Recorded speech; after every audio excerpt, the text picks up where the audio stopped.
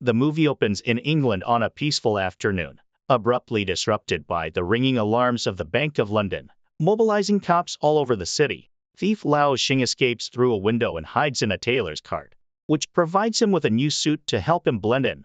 The new clothes aren't enough, so Lao climbs a tree to avoid the still-searching cops. That's when he realizes the garden he's hiding in belongs to eccentric scientist Villiers, who is arguing with his valet over dangerous experiments. The valet, tired of risking his life for his boss's crazy ideas, quits just as Lao falls into the garden. Needing a place to hide, Lao pretends to be Villiers' new valet, claiming to be half French to get hired. Villiers, not one to look a gift horse in the mouth, immediately puts Lao on his latest machine, which breaks the 50 miles per hour speed barrier but sends Lao flying through the city, causing chaos everywhere he lands. Villiers, excited by this development, goes to rescue him, and Lao begins to see why the last valet quit. With the police still on his tail, Lao has no choice but to accept the job. Meanwhile, at the Royal Academy of Science, Scotland Yard officers announce the theft of the Jade Buddha.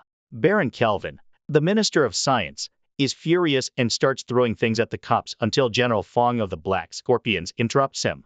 She was the first to steal the Buddha, planning to use it to buy British Army assistance. However, Kelvin refuses to honor the deal without the Buddha, so Fong must send her men to recover it. Back at Villiers' house, the scientist teaches Lao about the various machines that provide electricity, and shows him an unfinished flying machine. Later, Lao sneaks into the office to write a letter to his father in China, promising to bring back the village's protector. Lao's next task is helping Villiers get to the Royal Academy while wearing his wheelie shoes. Villiers wants to present his speed-breaking machine, but he's not taken seriously, and Kelvin reminds him that everything worth knowing has already been discovered. Their argument is interrupted by a man talking about the bank's chaos, and when rumors of a lone Chinese thief surface, Lao inserts his own rumors, changing the story to a gang of elderly Norwegians. Villiers finds the thief catching talk ridiculous, suggesting that, with the right transport, the thief could be back in China in 80 days. Hearing this, Lao realizes what he needs and spreads a rumor that prompts Kelvin to dare Villiers to go around the world and return in 80 days.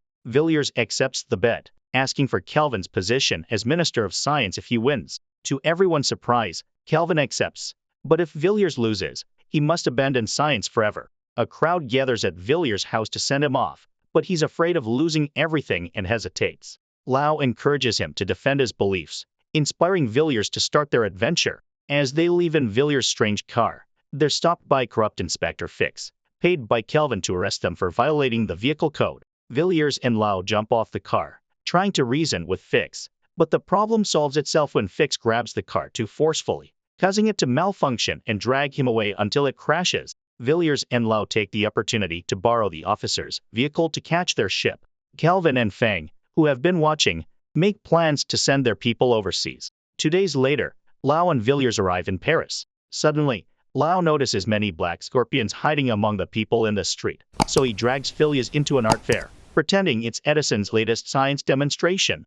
Villiers hates it immediately, but artist Monique teaches him the wonders of Impressionism by showing him a painting of a flying man.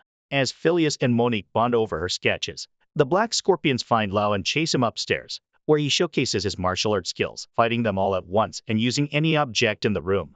Despite winning, Lao knows the danger is real, so he hurries downstairs to warn Villiers. Seeing her new friend in danger, Monique grabs her painting and guides the men through a secret passage, allowing them to escape safely. Moments later, they emerge from a manhole in the street, where Monique asks Villiers to take her with them in exchange for her help. Before Villiers can respond, Lao notices the black scorpion still pursuing them and suggests making up for lost time by taking a hot air balloon.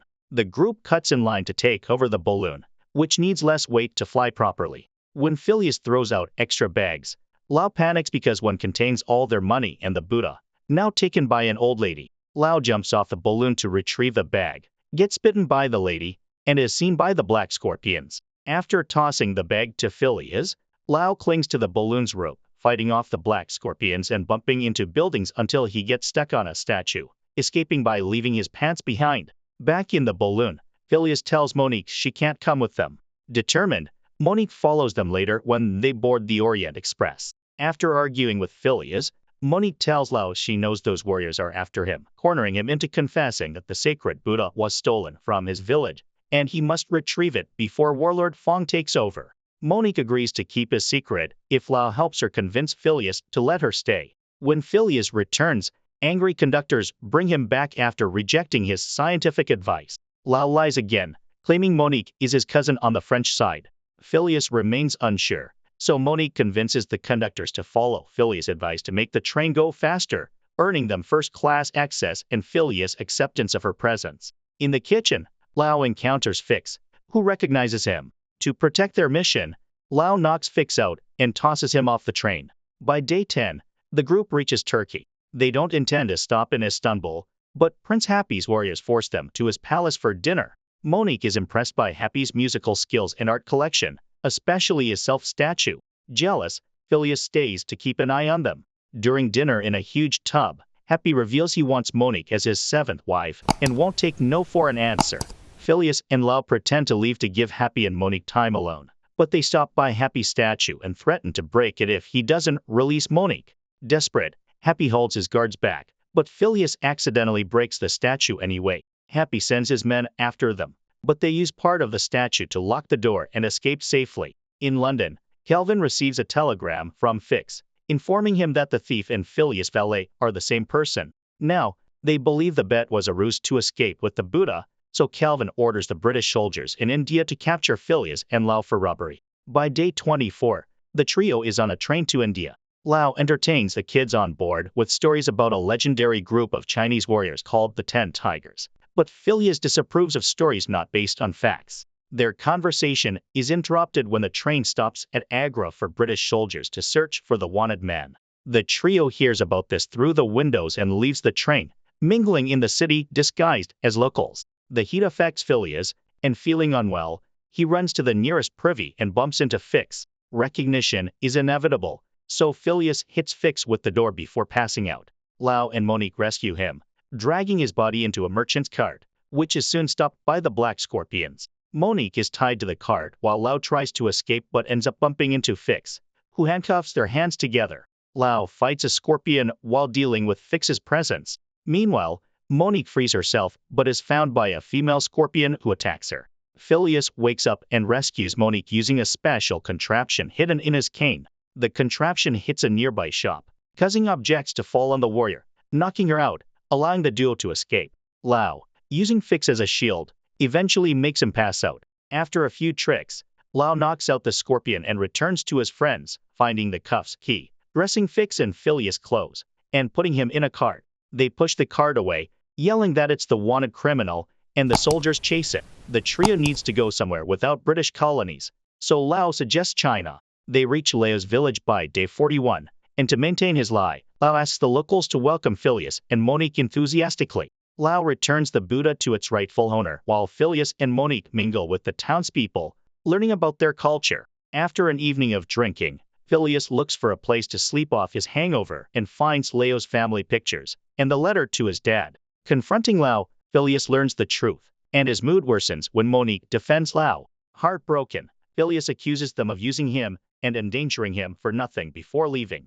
Lau goes after him, but discovers the Black Scorpions have captured Phileas. The Scorpions search the village for the Buddha, leaving the trio in wooden cages outside. Unable to find the figurine, the leader threatens them for its location. Staying brave, Lau challenges the leader to a duel. Despite fighting fiercely, the Scorpion leader cheats with help from his warriors. The trio loses hope until the 10 Tigers arrive, confirming the legend is true and Lau is part of the team. Together, the 10 Tigers defeat the Black Scorpions, and Lau makes the leader swear they won't return. The Buddha is finally returned to its temple, but Phileas refuses to stay and hear what Monique and Lau have to say, opting to travel alone. By day 61, Phileas reaches San Francisco, where a woman pretends to be hurt to distract him and steal all his bags. 3 days later, Phileas is a hobo on the streets, unable to get any change from locals despite another tramp's advice. The only thing he has left is a notebook in his jacket pocket, where he keeps Monique's Flying Man painting.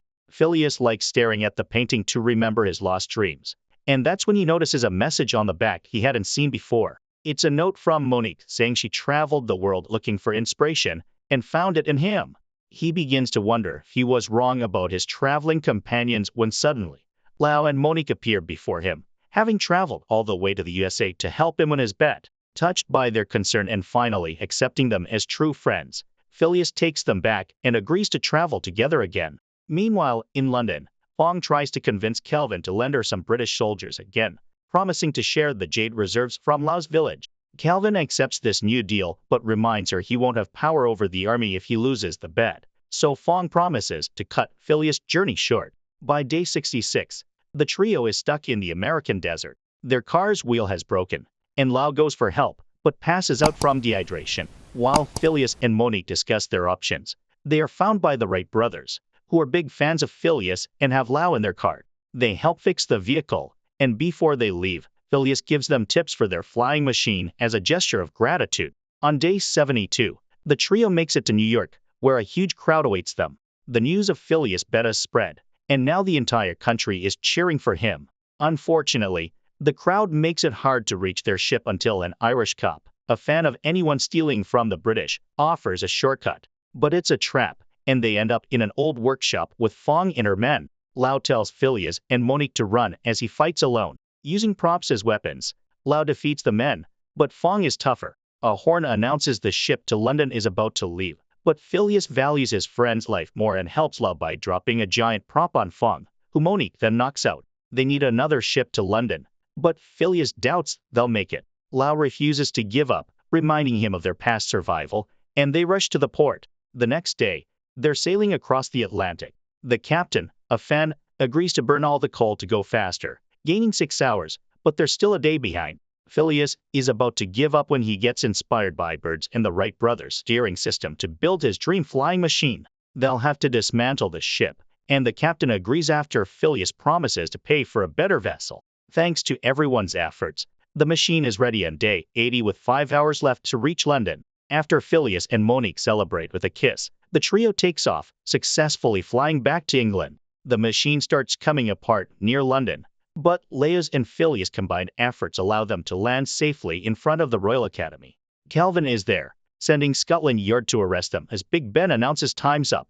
A crowd forms, and Monique reveals Kelvin's crimes, backed by the Academy Lords and Fix, who are tired of his bullying.